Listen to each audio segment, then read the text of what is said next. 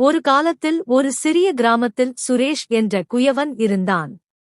அவர் அழகான பானைகளை தயாரிப்பதில் பெயர் பெற்றவர், ஒவ்வொன்றும் முந்தையதை விட மிகவும் சிக்கலானவை. ஆனால் அவரது அனைத்து படைப்புகளிலும் ஒரு பானை தனித்து நின்றது, துடிப்பான வண்ணங்கள் மற்றும் அழகான வடிவங்களைக் கொண்ட ஒரு பெரிய, வட்டமான பானை. ஒரு நாள் சுரேஷ் தனது கடையில் வேலை செய்து கொண்டிருந்தபோது கார்த்திக் என்ற ஆர்வமுள்ள சிறுவன் வந்தான். வண்ணமயமான பானையைக் கண்டு வியந்து, இதில் என்ன சிறப்பு இருக்கிறது என்று கேட்டான். சுரேஷ் புன்னகைத்து பதிலளித்தார், இந்த பானை மந்திரமானது.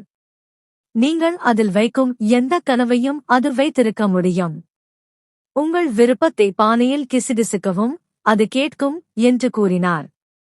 கார்த்திக் உடைய கண்கள் உற்சாகத்தால் விரிந்தன. அவன் ஒரு கணம் யோசித்து, நான் ஒரு பறவையைப் போல பறக்க விரும்புகிறேன் என்று கிசுகிசுத்தான்.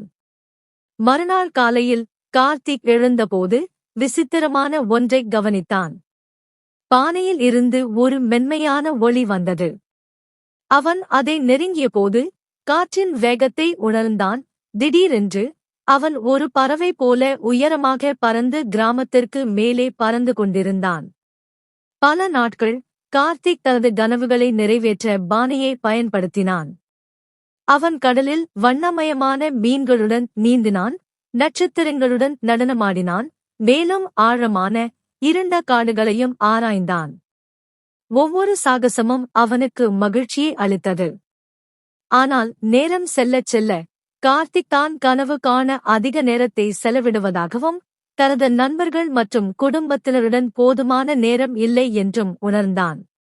அவன் தனது நண்பர்களுடன் விளையாடுவதையும் தனது பாட்டியுடன் கதைகளைப் பகிர்ந்து கொள்வதையும் தவறவிட்டான்.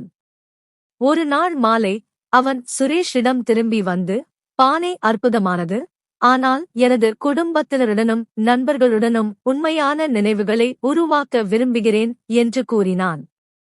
சுரேஷ் புரிந்து கொண்டு தலையசைத்தார், பானை அதற்கும் உங்களுக்கு உதவக்கூடும். அழகான தருணங்களை எவ்வாறு உருவாக்குவது என்பதை காண்பிப்பதற்காக அதை கேளுங்கள். என் நண்பர்கள் மற்றும் குடும்பத்தினருடன் நினைவுகளை உருவாக்க விரும்புகிறேன் என்று கார்த்திக் கிசுகிசுத்தான். பானை பிரகாசமாக பிரகாசித்தது.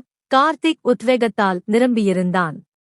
அவன் அவசரமாக வீட்டிற்குச் சென்று தனது நண்பர்கள் அனைவரையும் கூட்டினான். ஒன்றாக அவர்கள் ஒரு பெரிய விருந்தை நடத்த முடிவு செய்தனர்.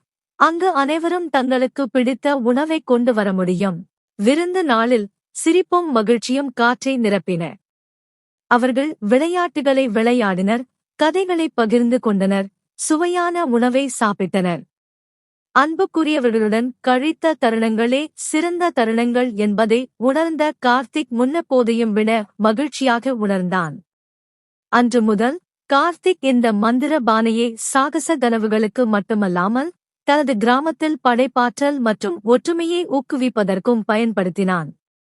கனவுகள் அற்புதமானவை என்றாலும் நாம் அக்கறை கொண்டவர்களுடன் நாம் உருவாக்கும் நினைவுகள் உண்மையிலேயே மந்திரமானவை என்பதை அனைவருக்கும் நினைவூட்டும் வகையில் பானை நட்பு மற்றும் அன்பின் அடையாளமாக மாறியது.